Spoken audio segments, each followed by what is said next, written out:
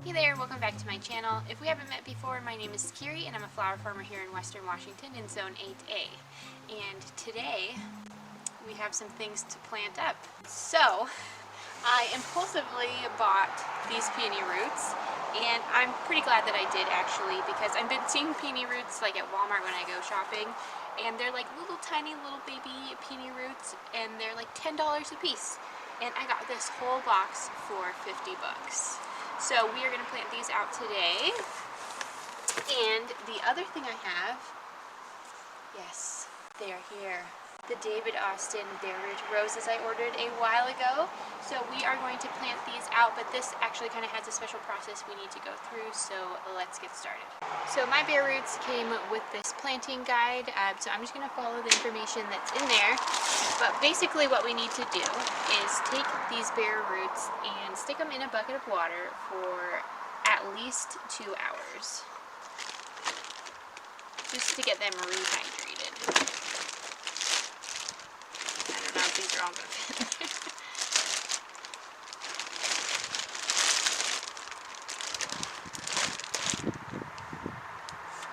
Oh yeah, gonna need a couple buckets. Alright, here we are at the rose bed. So I already dug out my holes, and since I'm going to be making a hedge, I am spacing these holes about 2 feet apart. And I decided, since, you know, usually when you want to do a hedge you want to use all the same color, but of course I got a bunch of different colors. And I was trying to figure out what I wanted to do, and I think I'm going to do a gradient. So over here we have Young Lycidas, which is bright pink, Princess Alexandra of Kent, which is pink,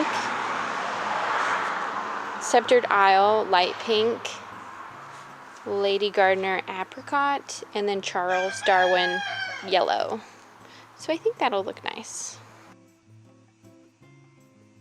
I'm pretty certain that these David Austin varieties are grafted onto a different variety that's used as the rootstock. So please correct me if I'm wrong in that. But if that's the case, we definitely don't want to plant the little knobby section that the branches are coming out of below the soil line. If we do that, what it'll do is encourage the rootstock variety to start to grow and send up its own shoots and branches, and then you've got 2 different varieties of plants competing on the one plant, and we don't want that, especially if you were planting it for a specific David Austin variety and you're not getting that. So don't plant the knobby part below the soil line. So as I mentioned before, all of these varieties are going to be a beautiful rose hedge. So they will be 4.5 to 5 feet tall, but I need something to plant to cover up the legs. So what would you recommend for companion planting on this raised bed or around the raised bed? This bed is located on the south side of my house. My front door is on the west side of the house, and I have a hedge of limelight hydrangeas and salvia. So I'm curious what you think would look nice with these roses and the hydrangeas, and then it'll do well in the full sun. So feel free to leave a comment down below. So I'm going to plant these peony roots up on the retaining wall here where I planted all of those daffodils last fall. I do already have a couple peony roots in here that I planted last summer. These ones are already sprouting. Woohoo! So I have peony roots right there, and right here. So I'm just going to kind of plant them up throughout here. And these ones that I have planted previously are a mix, so I don't know what colors they are because they didn't bloom last year. And the ones I bought are a mix, so we're just going to have a lot of fun figuring out what these are. And I'm just going to watch out for any daffodils that I see coming up. So peonies are kind of interesting and a little different than other plants in some ways. So they do not like to be transplanted. So you should try to commit to the spot that you are putting them. The other thing too is that for cutting, especially for flower farming, you don't want to cut on them the first 3 years is what people say, because you want them to put energy into their roots. They prefer a full sun location in well-draining soil, and depending on where you live, you will either want to plant them no deeper than 2 inches deep, so that's for colder, more northern areas. And then for southern gardeners, or me, where I live, it's a little bit warmer in zone 8. And then on top of that, I have clay soil, so I will plant these probably about ½ inch deep. If you have problems with your peonies not blooming after a couple of years of them getting established, it may be because they are planted too deeply.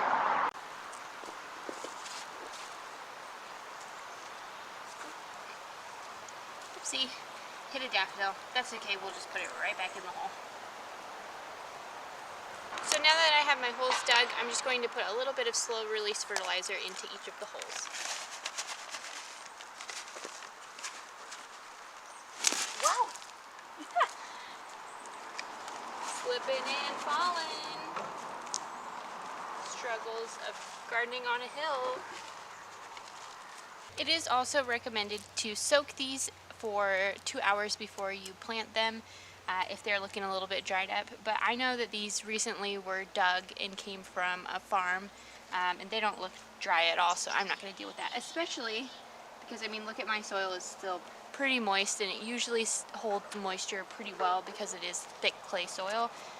So typically where I live, if it suggests soaking things, I don't, but I am going to do it for the bare root roses because David Austin told me to. So just about the anatomy here. So here's all of the roots, right? And then these little red shoots are where we're going to get some growth, and so those need to be, depending where you live, no deeper than 2 inches, but probably at least ½ inch deep. So obviously I dug this too deep, so let me just backfill that. And we'll just stick it in there.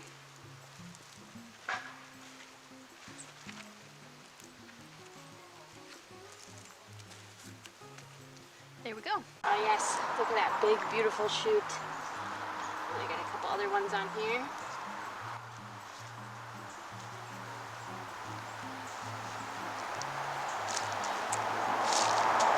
Don't mind the daffodil.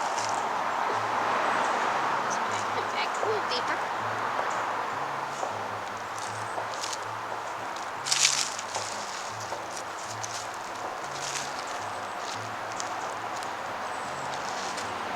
That's it for today's video. Thanks for sticking around. If you liked it, please hit that like button, and if you'd like to see more videos like this in the future, please subscribe. Thanks, see you next time.